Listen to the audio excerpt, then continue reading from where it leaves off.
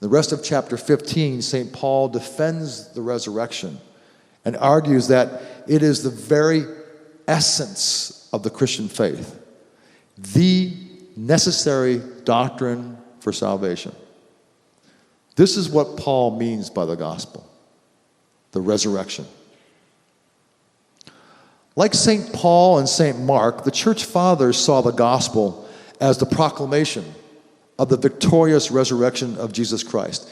The earliest charismatic preaching, charismatic is preaching the gospel, the preaching of the gospel. The earliest charismatic preaching was this: you killed Jesus Christ, God raised him. The first implication of this good news is what? Jesus is Lord. Not Caesar is Lord, but rather there is a new Lord, a new victorious Lord, a Christus victor. So, get in his army, the church. The second great implication of the resurrection is this: throughout his public life, Jesus spoke and acted in the very person of God. The resurrection was the ultimate affirmation that Jesus is God incarnate.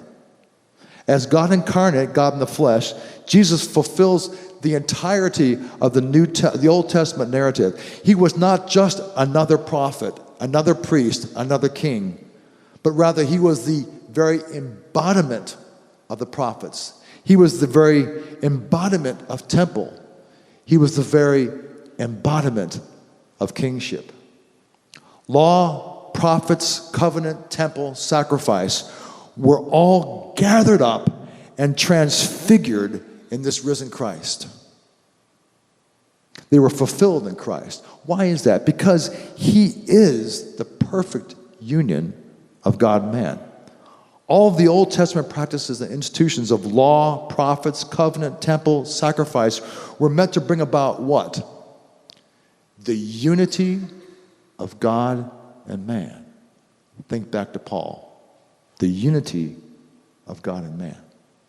All of that is fulfilled in the very person of Jesus Christ, the very icon and epitome of the union of God and man. So the good news of the resurrection proclaims that Jesus is exactly who he said he is. Not a liar and not a lunatic, as C.S. Lewis would say, but the Lord of lords and the true God of true gods. The divinity and lordship of Jesus followed directly from the resurrection of Jesus.